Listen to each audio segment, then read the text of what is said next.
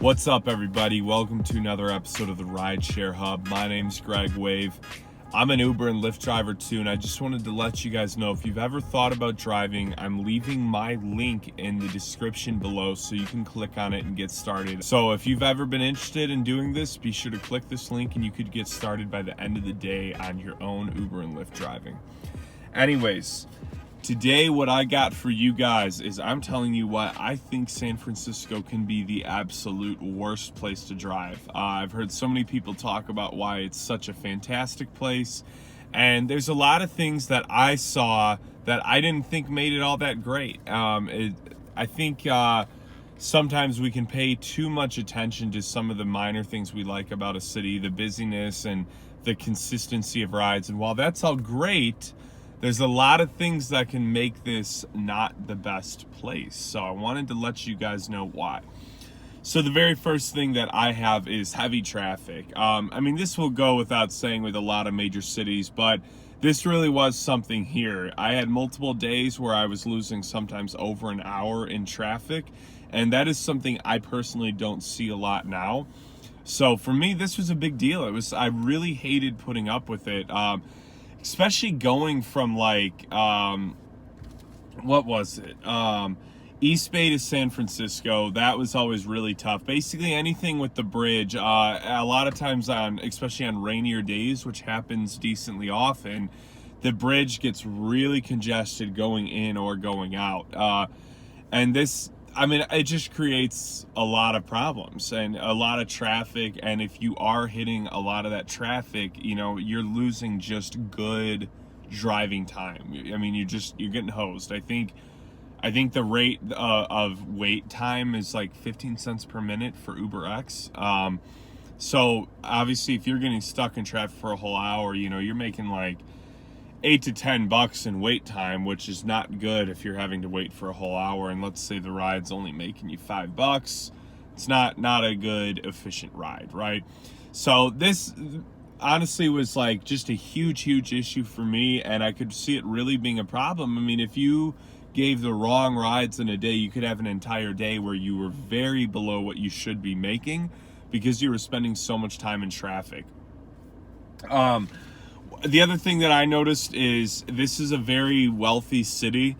I've always noticed that there's just something about the wealthier areas that they're just not good tippers. You would think it would be the opposite, but I've always noticed that driving in just kind of like the middle class areas, if you would, those are usually producing the best tippers, ironically enough. Now, if I had to guess why, it's probably because those people were more prone to having to wait tables or do some service industry job when they were younger.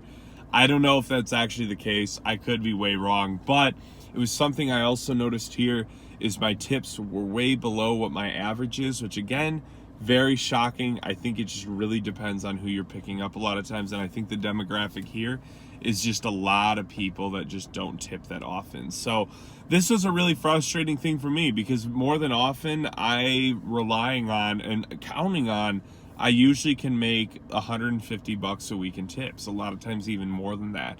So this number dropped drastically, more like the 80 to 90 range, which again, is not the end of the world, but that's a good amount of money, you know, to be losing each week if you're talking $50 or something like that.